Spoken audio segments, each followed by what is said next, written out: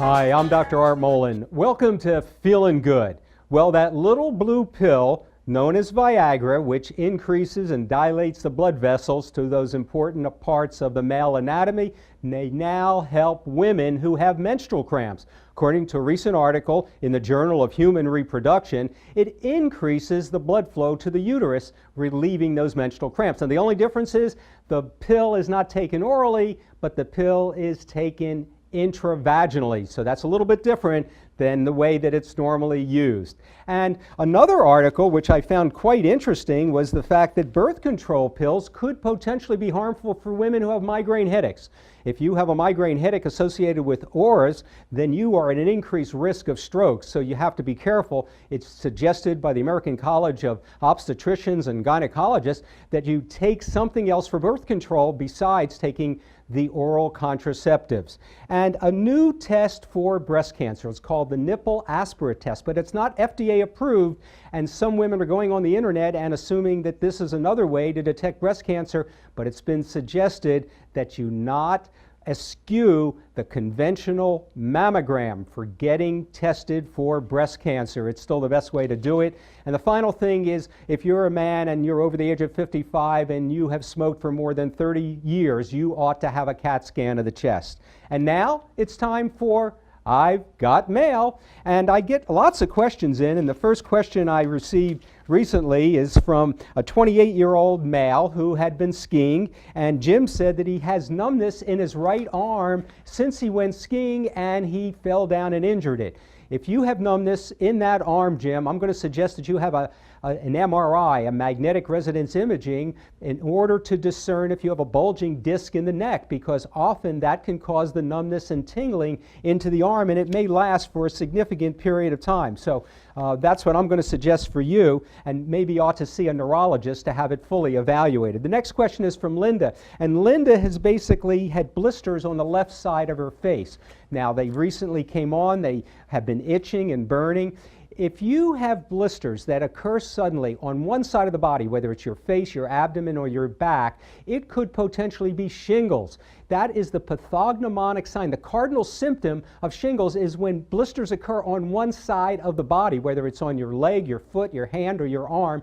You should be treated with a medication called Valtrex or acyclovir, and these can be prescribed by your family doctor. That will help to shorten the duration and intensity of the shingles when you do get it. There is a vaccine for shingles, and that's a good idea to get immunized, particularly if you're over the age of 50. The next question I have is from a 36-year-old Linda, who has acne, and she's tried everything, all creams and lotions and different types of remedies, antibiotics even.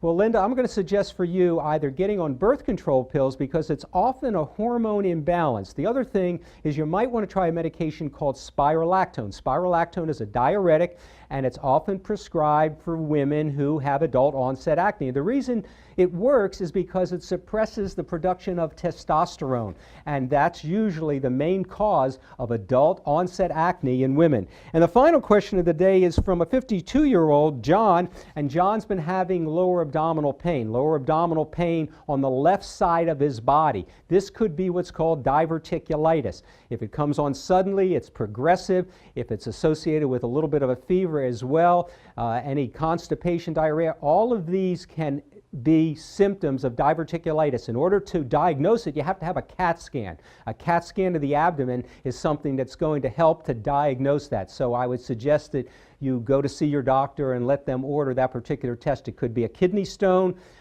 It could be a sign of colon cancer. You cannot tell exactly what it is unless you see your doctor. I usually suggest a gastroenterologist and having a colonoscopy. So those are the I've Got Mail questions. Now, it's time for Real Men, Real Talk. And I always have to laugh because men love to talk about testosterone replacement. That is so common in my practice. I hear that all the time in terms of, does testosterone replacement actually help? It helps if you have a low testosterone.